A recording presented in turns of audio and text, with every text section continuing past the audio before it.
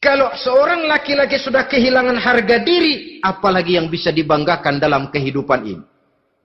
Apa artinya naik mobil kalau kepala tertunduk ke bawah? Apa artinya jalan di tengah masyarakat kalau kita tidak bisa menengadah dengan satu kebanggaan? Hilangnya harga diri merupakan kehancuran awal dari sebuah pribadi yang untuk jangka panjang kita tidak akan bisa lagi berbuat banyak. Tanpa harta orang memang sulit untuk bahagia. Tapi harta semata-mata bukan merupakan jaminan bahwa orang lantas akan bahagia. Saya barangkali harus berkata, banyak orang miskin yang kaya. Tapi tidak sedikit orang kaya yang miskin. Saya ulangi ini. Banyak orang miskin yang kaya.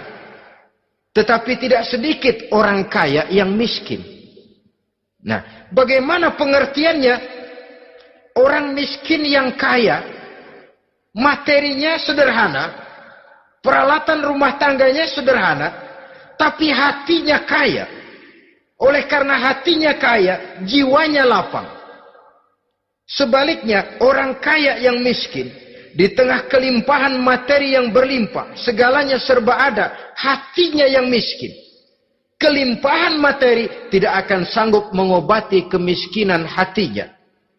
Sehingga di tengah kehidupan yang serba ada, dia masih merasa kurang, maka dia tidak pernah cukup.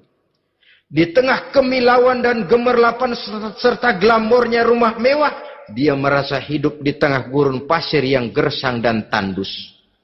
Karena itu, biarlah miskin harta tapi kaya budi, daripada kaya harta tapi miskin budi. Lebih utama lagi, kaya harta, kaya budi. Itu idealnya. Dasar pilihan ketiga, sesudah rupa dan harta, menurut Nabi, keluarga. Faktor keturunan sangat menentukan. Pepatah mengatakan, buah apel akan jatuh tidak terlalu jauh dari pohonnya. Biasanya, kalau bapak kalong, anak kampret. Bapak nyolong, anak nyopet. Itu fotokopi. Saudara-saudara, sungguh pun demikian, faktor keluarga bukan merupakan yang paling dominan. Karena segalanya memang bergantung kepada hidayah dari Allah Subhanahu wa ta'ala. Kalau hidayah datang, bisa saja anak maling bisa jadi kiai. Kalau hidayah datang, bisa saja anak nabi malah ikut bersama orang-orang kafir. Pada akhirnya